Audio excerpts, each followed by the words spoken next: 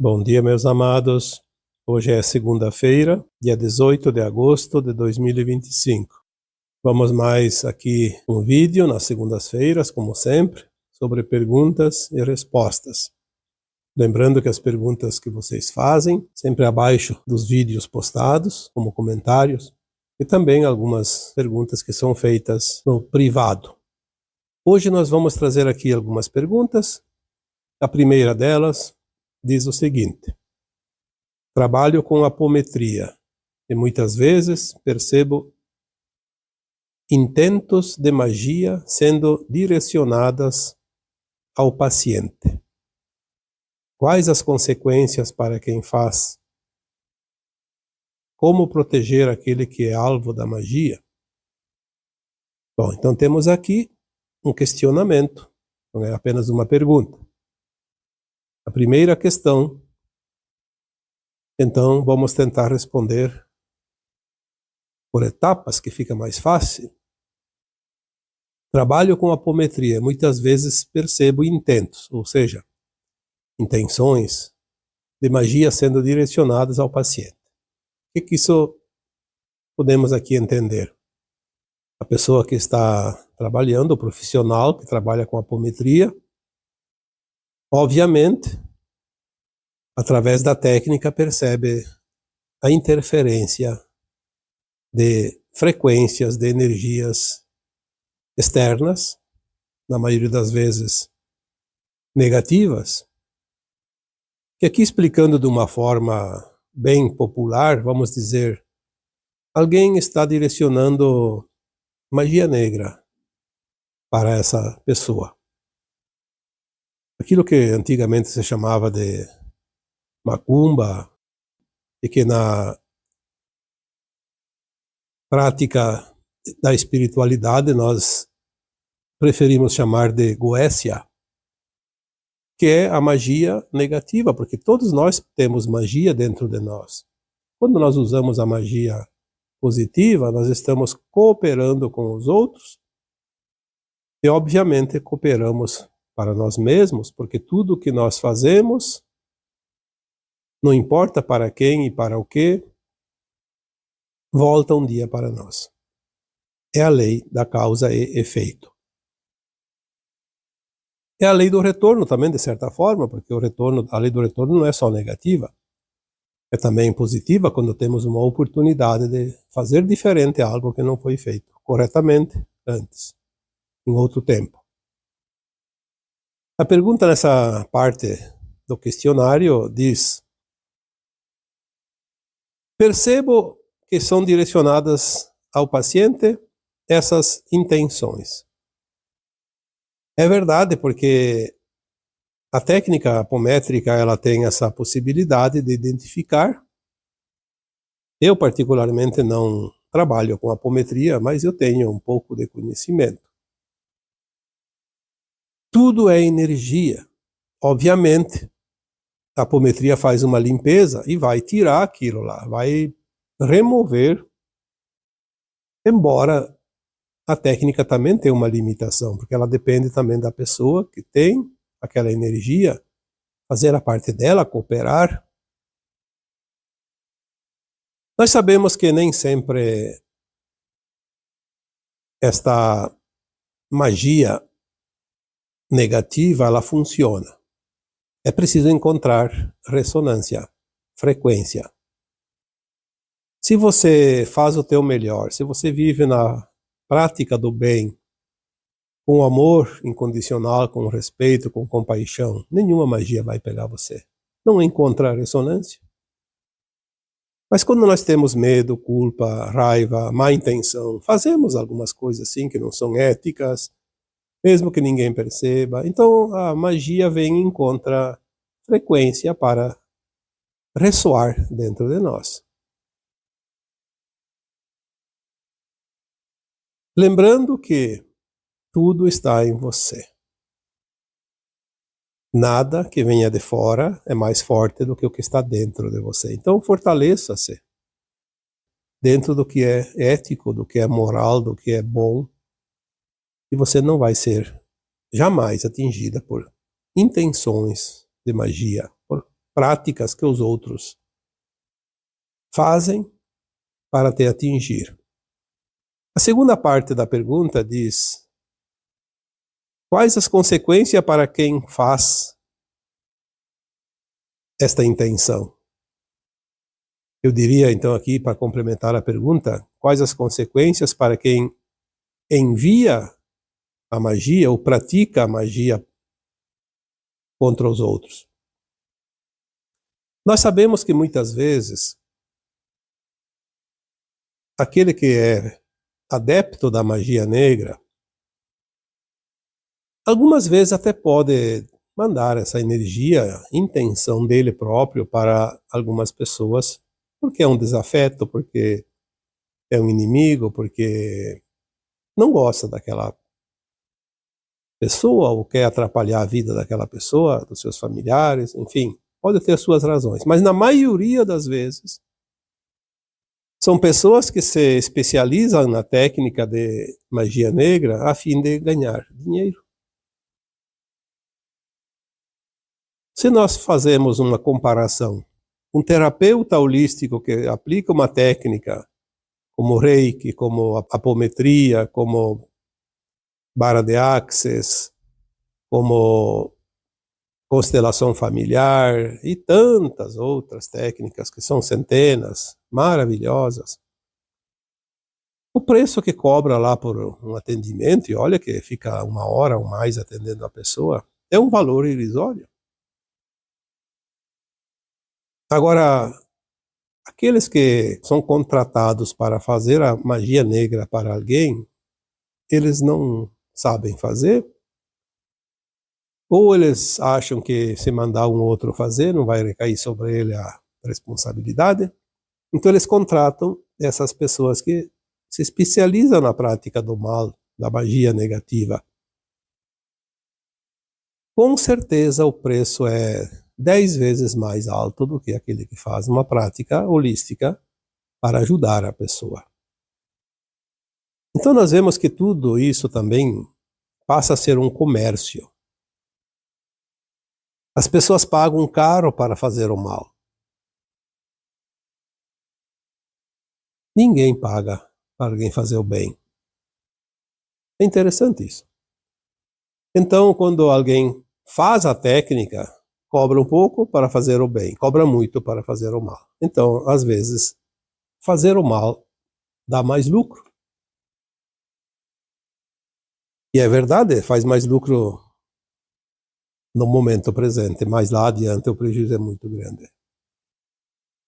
No final, não existe lucro, pelo contrário, existe a lei da ação e reação. Existe a cobrança do universo, de tudo o que nós fazemos. Nós recebemos bônus ou ônus das nossas ações. E quem manda fazer, quem faz o trabalho, recebem de volta aquela energia enviada, porque o universo ele não dá e não tira nada de ninguém, ele sempre troca o tempo todo. A ação que gera uma reação. Então aqui na pergunta que diz o que acontece ou quais as consequências para quem faz. Não somente para quem faz, mas também aquele que contrata. O resultado, eu diria, é muito duro. Ele vem certamente numa carga maior do que foi enviada, porque ele se contamina com outras frequências, é como uma bola de neve, começa rolando a montanha, na medida que vai descendo, ele vai engrossando. É uma pena porque essas pessoas acham que não tem consequências. Mal sabem que o que se faz aos outros retorna para si. Com juro e correção monetária, muitas vezes. E a outra parte da pergunta, que seria a terceira e última desta primeira questão, como proteger aquele que é alvo da magia? Olha, a coisa é bem mais profunda do que se possa imaginar. Quando eu faço uma técnica holística em favor de alguém, eu tenho que pensar no bem. Eu tenho que pensar em ajudar. Se aquela pessoa que está recebendo não se interessa, não faz a parte dela, fica apenas a minha intercessão. A minha intercessão tem poder, mas ela é limitada se a outra pessoa não faz a parte dela. Quando alguém recebe uma energia de uma magia negra, nós podemos ajudar, sim, primeiro esclarecendo a pessoa que aquilo só pega porque ela tem ressonância, tem frequência compatível. Então aquela pessoa precisa mudar algumas coisas, porque senão não vai atingir nada no campo eletromagnético dela, nem fisicamente, nem mentalmente, nem espiritualmente, porque não encontra ressonância, não vai produzir nenhum efeito. É claro que algumas técnicas holísticas, que a maioria delas trabalha com energia quântica, essa energia quântica, ela atinge muito mais campos do que nós possamos imaginar. Se o terapeuta, no caso aqui, a pessoa que está aplicando a apometria, entende, com certeza entende da energia quântica, da física quântica, vai direcionar a energia para um campo eletromagnético de proteção. Primeiro, faz a limpeza. Segundo, protege para que aquela energia não retorne, porque muitas vezes a prática da magia negra, ela é feita de uma forma que, se a pessoa se liberta de uma energia, logo vem outra onda e ataca de novo. Então se faz uma proteção energética. Uma proteção ajuda, mas não é suficiente se a outra pessoa que está recebendo o ataque não fizer a parte dela, a defesa dela. Nós não temos o direito e nem o poder sobre quem quer que seja. Temos a intenção, a boa intenção, temos o conhecimento de como fazer, mas é apenas a parte do terapeuta. O terapeuta tem uma parte pequena numa situação dessas, e outras tantas situações também. Porque a maior parte está naquele que precisa agir, precisa mudar, e precisa também entender algumas coisas. Porque muitas vezes aquela magia negra que ele está recebendo faz parte de um resgate, de algo que ele fez lá atrás. Pode ser numa vida passada, pode ser nessa vida, ou de alguma outra atitude que causou dor e sofrimento para alguém, não precisa ser magia. E ele está resgatando, está pagando a conta, como se diz. Então é preciso que essa pessoa também tenha um pouco de entendimento. Senão, é enxugar gelo, como dizem por aí, né? Um remédio. Recebe a terapia, limpa, daqui a pouco está contaminado de novo. Não adianta. A cada um, segundo os seus esforços, né? Essa parábola é atribuída ao próprio Jesus Cristo. Temos que lembrar disso. Vamos aqui para alguma outra pergunta? Gostaria de entender mais sobre nossos fractais. Bom, nossos fractais, eu diria que não existem. Existe a nossa mônada, que é o nosso espírito, o nosso átomo semente, a centelha divina da fonte, o eu superior, dá o nome que quiser, que se divide em 12 superalmas, essas 12 mais 12 partes, que dá 144 superalmas. Depois as superalmas se dividem em almas, e as almas se dividem em fractais. Nós somos o fractal, então nós não temos outros fractais, porque nós já somos um fractal, já somos uma migalha, como se diz, né? Então não tem como dividir mais. Mas eu entendi a pergunta. ela quis dizer aqui, certamente, as outras nossas partes. Outros fractais, nossos irmãos, outros fractais, nossos primos, a nossa mãe, a alma de onde nós viemos, e as irmãs daquela alma, que são as nossas, como se fossem tios. E depois lá em cima, então, nossos avós, que é uma super alma, e os irmãos dos avós, que são tios em segundo grau. E que tudo vem lá de um bisavô, que seria o nosso eu superior. Somos muitos. Às vezes me dá a intuição que somos ali o nosso famoso 144 mil. Pode ser que sim, pode ser que não, não posso afirmar, mas alguns indícios levam a crer que, de fato, somos esse grupo tão famoso, tão falado. Mas voltando aqui à pergunta, como entender mais sobre os nossos fractais? Eu diria que não precisa entender nada. Não há necessidade. Nós vamos entender isso na quinta dimensão, quando a nossa consciência, que é um fractal, se integrar a uma consciência superior, que é uma alma. Nós vamos estar, então, com uma consciência muito mais elevada e vamos entender muito mais da mônada. Vamos conhecer mais sobre nós mesmos e sobre esses pedaços nossos, né?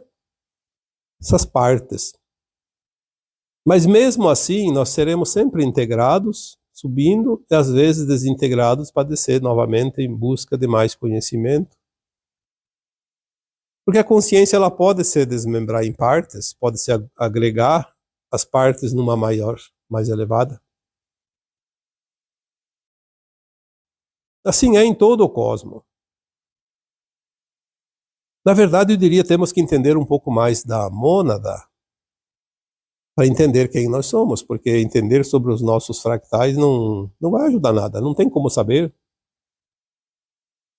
Cada um está experimentando algo diferente de nós, em mundos diferentes também.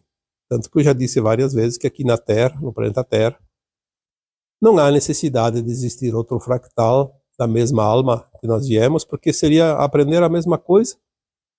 Aí um estaria sobrando, porque basta a experiência de cada um.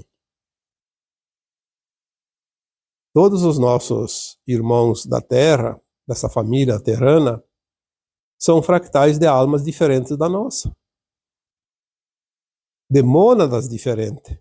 Não teria sentido vir dois aqui fazer a mesma experiência, levar a mesma experiência. Obviamente viveria um pouco diferente, mas o que nós temos que entender é que algumas orientações que chegam até aqui me confirmam que a alma gêmea é dois fractais vindo da mesma alma. E raramente, muito raramente, se encontra aqui no planeta Terra, porque não é necessário. Quando se encontra por uma missão enorme, como Jesus Cristo e Maria Madalena, eram almas gêmeas. Mas são casos muito raros, até porque as sombras não permitiam isso, porque eles fazem uma mudança muito grande no planeta e não era interesse dos arcontes, por exemplo. Tanto é verdade que quando o Cristo nasceu, Herodes mandou matar todos os primogênitos das famílias daquela região, daquele país, não sei como se dividia na época, aquela parte do Oriente Médio, porque eles tinham a informação que duas almas gêmeas estavam ali na região, iam se encontrar e iam revolucionar o planeta. E uma delas era o primogênito de um casal, primeiro filho. O Jesus Cristo só foi salvo porque alguma coisa levou aos pais, na época, José e Maria, para uma outra cidade, uma outra região, fora da jurisdição do rei Herodes. E lá ele nasceu, naquela história que tem, nasceu num estábulo. A história pode ser um pouco diferente, não importa. O importa é que ele não nasceu na jurisdição do Herodes. Então ele foi salvo. Senão teria sido morto, porque eles, na indecisão de quem era realmente o Jesus, mandaram matar todos os primogênitos, então, obviamente, entre eles estaria também o Jesus Cristo. Então, entender dos fractais é entender da nossa mônada. Seria importante se nós entendêssemos. E aqui, já que eu falei das almas gêmeas, as chamas gêmeas seriam como almas encarnadas na Terra, ou fora da Terra, enfim, as outras partes de uma alma, irmã da nossa mãe alma. Como eu sempre gosto de comparar, como se fossem nossos primos. Então, a alma gêmea seria irmãos, filhos da mesma alma, vivendo no mesmo planeta. E chama gêmea, como se fossem primos, filhos de almas irmãs, no caso. Então, vivendo no mesmo lugar. Mas mesmo que eles estejam em outros lugares, eles são almas gêmeas ou almas chama gêmeas, né? Mas não há necessidade de se encarnar aqui, nem alma gêmea, nem chama gêmeas, a não ser que tenha uma missão específica, então é possibilitado. Mas sempre é um risco, porque as trevas impediam. Até aqui, porque daqui para frente não é mais necessário, uma vez que as trevas vão deixar de dominar esse planeta Terra.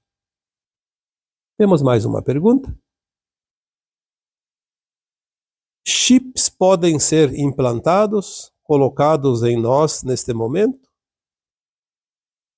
Podem ser removidos? Bom, em primeiro lugar, vamos entender o que é chip e como são os tipos de chips. Eu não gosto de chamar de chip, eu gosto de chamar de implante. Porque ele, na maioria das vezes, não é matéria. Eles são classificados em dois tipos, implantes primários e implantes secundários. Os implantes primários, eles foram colocados há muito tempo no corpo etérico da alma. Ele não é removido quando o corpo físico apodrece, porque ele não está no físico. Por isso são primários. Os chips primários eram três, pelo menos três principais. Você tem alguns a mais, eu não sei. Esses três é sabido que sempre existiram. Um é um implante mental. Então, as pessoas, uma vez que encarnam, elas têm um controle mental. Elas são submetidas a um controle através desse implante. É como se fosse uma programação. Ali entra muita coisa, eu não vou descrever tudo isso porque toma muito tempo. Mas são as crenças limitantes, as crenças através daquilo que nos for imposto, aquilo que nós achamos que é pecado, que não é pecado, aquilo que achamos que é justo, que não é justo, mas que não é verdade. É coisa que nos disseram, como muitas religiões implantaram, através desse chip, esse implante mental, que a pessoa rica não é uma pessoa boa, que o rico não vai para o céu, é mais fácil um camelo passar pelo buraco da agulha do que um rico entrar no reino dos céus. Eu diria sim, tem alguns ricos, e a maioria deles, infelizmente, que tem a sua fortuna ganha de uma forma desonesta, desleal, não ética, obviamente. Mas aquele que ganha honestamente e aplica os seus recursos em benefício de outras pessoas, de desenvolver a sua cidade, o seu estado, o seu país, o planeta, é óbvio, ele tem que administrar aquela fortuna, mas ele faz de uma forma honesta. Como não vai para o céu? Embora a gente sabe que céu e inferno não existem, mas como não vai ascensionar, então? Então esse é um tipo de chip, um implante, as limitações. Por exemplo, a pessoa tem uma paixão acima do controle, seja pelo futebol, seja pela política, seja paixão também pela sua namorada, ou namorado, ou marido, ou esposa, enfim. Uma paixão descontrolada é um implante mental. Então a pessoa tem que separar da sua esposa ou do seu marido e daí prefere matar o companheiro ou a companheira por causa que a paixão não está sendo controlada. Isso é um implante. Implante mental. É uma crença. Se a pessoa de fato ama, a outra pessoa não está satisfeita com o relacionamento, liberta ela. Mostre que você ama. Não, você tem a posse, a possessão. A possessão é um implante mental. E tem o implante pela raiva, que faz com que as pessoas entrem em conflitos entre si, façam as guerras, disputem qualquer coisa na luta, na força, no braço, a bala, como se diz. E todos os conflitos, todas as guerras, todas as confusões são criadas através desse implante da raiva, que é implantado no plexo solar. E tem um implante do medo, que está implantado no chakra básico, no chakra do aterramento. A pessoa fica sempre instável, sempre com medo, sempre insegura. E o medo paralisa e é fácil de controlar uma alma encarnada que vibra no medo. Então esses são implantes primários. Esses implantes não têm técnica que retire, diferente dos implantes secundários que são implantados no corpo físico. Então ele é só para esta encarnação. Aí, os implantes secundários dá para retirar através de técnicas. Técnicas holísticas, tem várias que trabalham. Quando ajusta a energia, faz um equilíbrio, aquele implante ele desaparece porque ele é secundário. O implante primário, ele pode ser dissolvido através da expansão da consciência. Quando nós compreendemos as coisas e não entramos naquela programação já colocada dentro de nós, justamente através desse chip. Então nós desmontamos o programa. Não respondemos ao comando, e é como um programa de computador. Quando você insere um dado diferente daquilo que ele exige, ele não sabe o que fazer e pode colapsar. E se não bastasse isso também, agora nós estamos recebendo uma infusão de luz mais poderosa que está dissolvendo esses implantes. Então esses implantes vão ser todos dissolvidos com o tempo. Podemos dissolver antes através da expansão da consciência, ou então ele vai se dissolver naturalmente porque a Terra está recebendo a luz mais potente, até porque as trevas também estão deixando a Terra e não existirão mais aqui. Então esses implantes não servirão mais para nada, terão um fim também. Vamos aqui para mais uma pergunta. Como o planeta fará com o lixo e toda a degradação? Nós já falamos que primeiro vamos mudar os sistemas. Agora até 2030, mais ou menos, por ali, devem ser todos os sistemas trocados. Tudo que nós conhecemos vai mudar. Então vai até a Terra, os humanos vão começar a não mais poluir com nada esse planeta. E aquilo que já está poluído, a degradação já acontecida, teremos as tecnologias que foram engavetadas e já existiam aqui há muito tempo, mas não davam lucro para o sistema. E também as novas tecnologias trazidas pelos nossos irmãos extraterrestres, que até lá nós teremos eles na nossa presença. Estarão aqui. A Terra já faz parte da Federação Galáctica de Mundos, mesmo que ainda tenha humanos que ainda precisam ser retirados e levados ao exílio, mas já vamos receber. Porque é uma transição pacífica. A partir de 2030 em diante, não teremos mais dificuldades como temos hoje ainda. A resistência daqueles que não querem ascensionar está acabando. Não tem o que fazer. A energia que chega é tanta que eles não vão suportar. Então tudo vai ser trabalhado, como eu já disse tantas vezes, teremos ali 2 décadas e meia, 3 décadas no máximo, até por volta de 2060 no máximo. 2050, 2060 finaliza a transição. Até lá nós vamos limpar esse planeta. Não se preocupe. Já tem a natureza fazendo isso.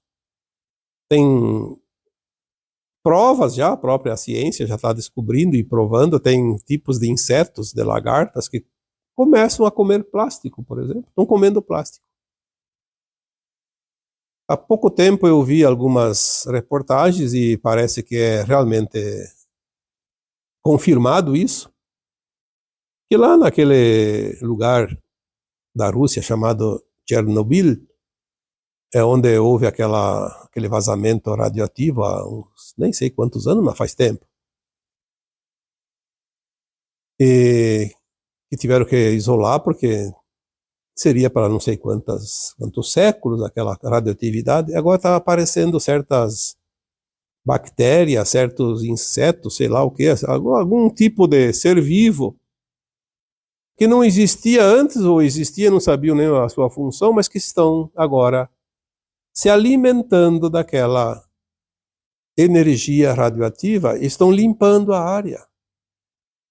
Isso é uma prova para nós dizer, sim, tudo vai ser resolvido.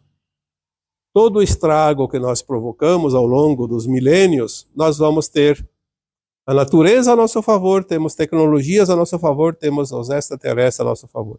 Tudo vai vir para ajudar a recuperar o planeta. Se vocês prestaram atenção nos textos, nos áudios feitos até aqui,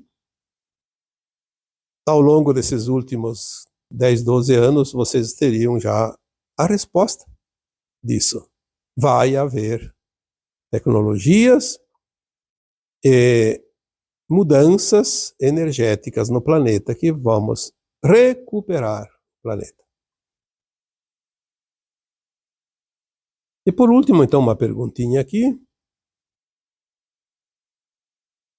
Como me curar e ajudar a curar os outros? Bom, eu acho que para você se curar, é preciso entender como funciona a cura. Senão você é curado pelos outros. Então, quando nós dissemos, eu me curo para poder ajudar a curar os outros, eu compreendo como fazer o processo. Sem fazer isso, eu não sei. Se eu preciso que alguém me cure, é difícil eu ensinar os outros. Porque eu dependo do outro, eu não tenho como fazer. Por mim, não sei como fazer pelos outros. Então eu diria assim, através do conhecimento, através da consciência que se expande, através do entendimento de como as coisas são, o poder que nós temos, aprender a conhecer o poder e praticar esse poder que nós temos da autocura. Entender que os corpos se regeneram como a natureza, falei aqui antes dos plásticos, dos elementos radioativos, que já está surgindo seres vivos que se alimentam disso. O nosso corpo também tem potencial de autocura, nós temos que começar a compreender, porque nós damos o comando para as nossas células. Enfim, são várias técnicas, eu não vou aqui dizer, porque uma que não tem tempo e a outra que teria que elaborar um esboço para não deixar coisas ao vento, porque é preciso ter um conhecimento bem mais amplo. Mas enfim, quando você tem a experiência feita em você, ninguém precisa te contar. Você sabe. Do teu jeito, com as tuas palavras, com a tua forma de entendimento, de compreensão, você vai aplicar em favor dos outros. Não há outra maneira mais prática e mais fiel de compreender, se autocurar e poder curar os outros. É preciso praticar, é preciso tempo, não é de um dia para o outro. Todos nós temos essa capacidade. E antes de encerrar, então, teve algumas pessoas que me pediram aqui para avisar antes que encerrasse as inscrições daquela jornada da cura quântica interior que a Dinara Esquio está fazendo agora nesse segundo semestre. São 3 etapas. A primeira etapa, então, para quem pediu aqui, as inscrições vão encerrar agora, dia 23 de agosto, sábado. Então, pode ser feita a primeira etapa, pode ser feita a inscrição para as 3 etapas, mas a primeira etapa fecha agora. Depois, mais adiante, vai ter a segunda etapa e a terceira etapa separada. Mas tem alguém que prefere fazer a inscrição das 3 etapas já de uma vez, faz agora. Então, da primeira, passou o dia 23, aí não tem mais como se inscrever, porque ela vai começar a cura dos 21 dias, eu não sei que dia que ela vai começar, porque é um trabalho dela e eu só estou aqui passando a informação. No primeiro comentário aqui abaixo deste vídeo, eu vou deixar o link da Dinara para vocês entrar lá, tem todas as informações. Eu não tenho como responder porque eu nem entrei nesse link. Na verdade, eu não tenho tempo para isso. Então, se você tem ainda interesse, está entre aqueles que pediram aqui para dar o aviso, entra no link lá, está aqui no primeiro comentário, é só ir na página ali, nos comentários. O primeiro comentário tem as informações lá nos links. Entra lá e veja, entre em contato, tem o WhatsApp dela também, se caso queira ligar direto para ela. E decida, né? Porque, como eu disse, eu apenas estou dando o recado. Está bem? Então, agora eu vos deixo com o meu abraço de luz em cada um de vocês. Namastê.